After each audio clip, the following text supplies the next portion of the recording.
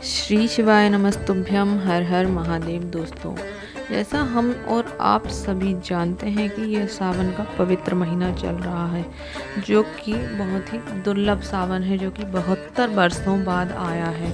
तो इस दुर्लभ सावन में एक विशेष उपाय हम आपको बता रहे हैं, जो कि आप इस सावन में करके लाभ प्राप्त कर सकते हैं।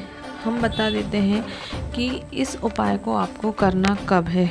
जब आपका कोई पैसा वापस नहीं कर रहा है, किसी ने पैसा लिया है और वह वापस नहीं कर रहा है, आप बहुत ही प्रयास कर चुके हो और आपको आपका पैसा नहीं मिल पा रहा है, या फिर आपके ऊपर कर्जा बढ़ गया है, या फिर कहीं पैसा आपका फंसा हुआ है और सारे प्रयास आप कर चुके हैं, अब कोई रास्ता नहीं बचा है आपके पास, तो आप एक बार यह उपाय अवश्य करिए।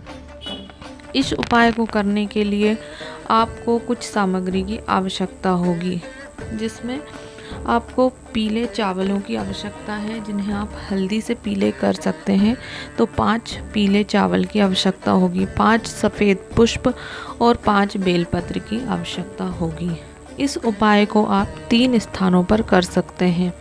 इस उपाय को आप अपने घर पर भी कर सकते हैं पार्थिव शिवलिंग बनाकर, या फिर आप कहीं एकांत में जो महादेव का मंदिर है, जिसे एकांतेश्वर महादेव का मंदिर कहा जाता है, जहाँ पर कोई आता जाता नहीं है, उस मंदिर में आप इस उपाय को कर सकते हैं।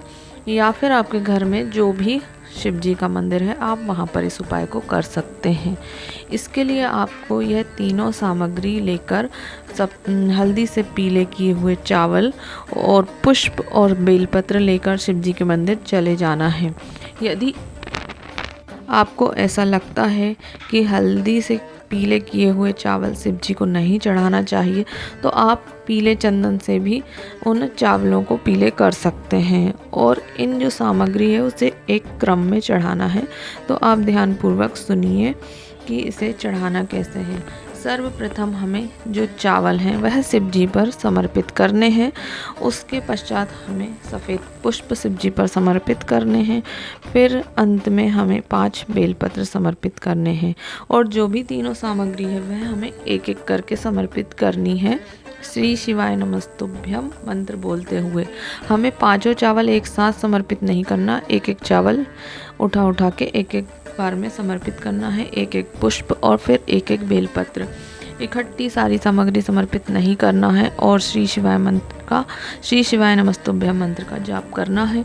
और हमारे मन में यह स्मरण करना है कि हम किस कार्य के लिए इस उपाय को कर रहे हैं। यदि कोई व्यक्ति आपका पैसा नहीं दे रहा है, तो आपको उस व्यक्ति का नाम स्मरण करना है, या फिर कर्जा है तो आपको वह स्मरण करना है। जो भी आपकी समस्या है उसे आपको स्मरण करते हुए वह सामग्री शिव जी पर समर्पित करनी है।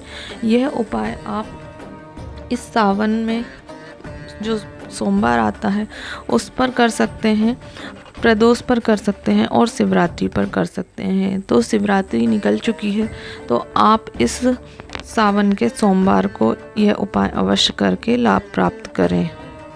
मैं आशा करती हूँ कि आपको यह उपाय समझ में आया होगा, और यदि आपको कुछ समझ में ना आए तो आप कमेंट द्वारा पूछ सकते हैं। गुरुजी पंडित प्रदीप मिश्रा जी ने बताया है, जो 72 वर्षों बाद यह दुर्लभ सावन आया है, इसमें कोई भूलवश भी शिव जी के मंत्रों का जाप कर लेता है, या शिव जी का मंत्र पर एक लोटा जल चढ़ा देता है, तो उसे कई गुना पुण्य प्राप्त हो जाते हैं। तो इस सावन के महीने में यदि सोमवार के दिन कोई भूल से भी शिव जी पर ही समर्पित की हुई बेलपत्र की यदि सफ़ेद कच्चे सूत से माला बनाकर शिव जी को पहना देता है, तो उसे शिव जी की विशेष कृपा प्राप्त होती है। तो इस दुर्लभ सावन में यह छोटे छोटे उपाय करके आप लाभ प्राप्त कर सकते हैं।